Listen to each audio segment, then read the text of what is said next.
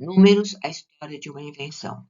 Da contagem dos dedos à inteligência artificial.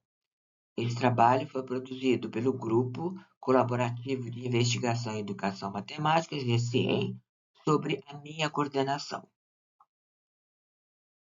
Esse é o terceiro vídeo de uma sequência de 5 que trabalha com os vários pontos da história do conhecimento dos números.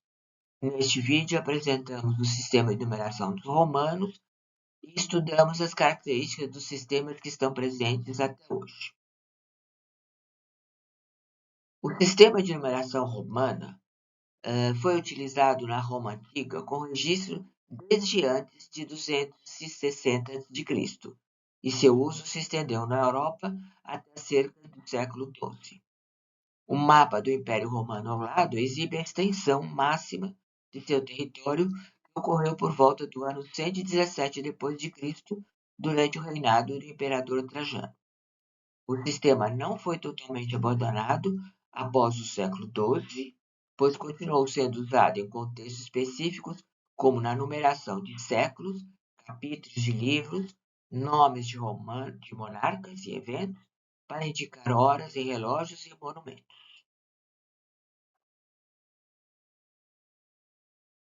Encontramos o registro do sistema romano no monumento Colunata Rostrata, construído em 206 60 a.C., pelo cônsul Duilius. Hoje é uma das atrações turísticas do Palácio del Conservatore, na coluna do Capitólio. Veja a figura ao lado. O interesse matemático reside no fato de ser o mais antigo documento romano que exibe a representação escrita de números muito grandes. Segundo Infra, vários séculos antes de Júlio César, os etruscos e os povos itálicos inventaram signos de numeração de grafia semelhante aos romanos arcaicos. Veja a tabela a seguir. A escrita dos números romanos utiliza letras maiúsculas para representar quantidades, que é regida pelo princípio aditivo. Veja aqui a relação das letras e as suas respectivas quantidades. A escrita dos romanos obedece a algumas regras. Podemos repetir um algarismo ou símbolo no máximo 3 vezes, mas nem todos podem ser repetidos. Podemos repetir apenas os algarismos, esse I, o X, o C e o M. Por exemplo, 3 risquinhos corresponde a 3 risquinhos ou 3C. Quando um algarismo é colocado à direita do outro, que tem valor maior, adicionamos. Por exemplo, X e V corresponde a 10 mais 5. Quando o algarismo está à esquerda do outro, que tem valor maior, subtraímos. Por exemplo, XL. Então, vou subtrair de 50, 10.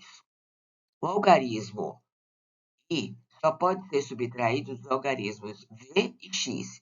E o algarismo X só pode ser subtraído de L e do C. O algarismo C só pode ser subtraído de D e do M. Um traço multiplicava o número representado abaixo dele por 1000. 2 traços sobre M dava-lhe o valor de 1.000.000. A estrutura do sistema romano apresenta dificuldades tanto na leitura quanto nos cálculos. Os romanos usavam essas letras, que representam os valores 1, 5, 10, 50, 100, 500, 1000. Mas organizavam os números conforme aumentos e diminuições em múltiplos de 10. Os agrupamentos com base 5, que é o VLD, eram apenas intermediários dentro de uma estrutura decimal. Nessa estrutura, a dificuldade da leitura do número romano. Veja a seguir. Então, eu tenho este número aqui, né, que representa o quê? 1000M, 900 é CM, 70 é LXX e 8 é V e 3I. MDXXV corresponde a 1000, que é M, 500, que é o D, 20, que é XX, e 5, que é o V. As operações com os números romanos, adição e subtração, por exemplo, desses números, também apresentavam muita dificuldade. Observamos ainda que o sinal de adição e de subtração só serão criados no século XV por Whitman. Veja aqui a nossa fonte. Vamos ver, então, como é que podia ser feito essas operações de adição e subtração.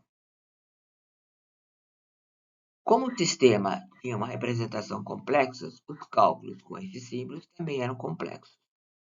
Então, assim, para subtrair ou somar números com múltiplos dígitos, como é o caso desse daqui, era uma tarefa difícil, bem como multiplicar ou dividir. Então, o que acontecia? Os romanos realizavam essas operações utilizando outros meios, os ábacos. Veja abaixo um ábaco romano, primeiro mais rudimentar, depois um mais elaborado.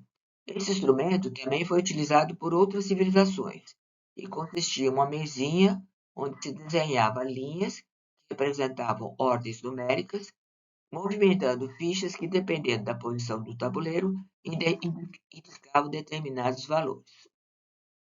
Veja a simulação daquela adição que eu coloquei para vocês no slide anterior.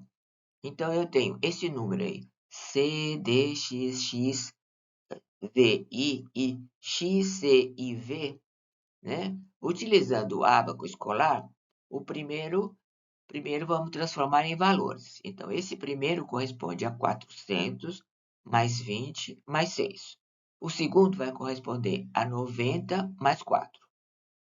Então, vamos colocar esses números aqui no ábaco. Então, a gente tem o primeiro ábaco, 6 valores aqui naquilo que a gente chamaria unidade, 2 aqui eu chamaria dezena e 4 centenas. Aí, o outro nós temos 4 unidades e 9 dezenas. Fazendo a soma desses dois valores, né, resulta o quê?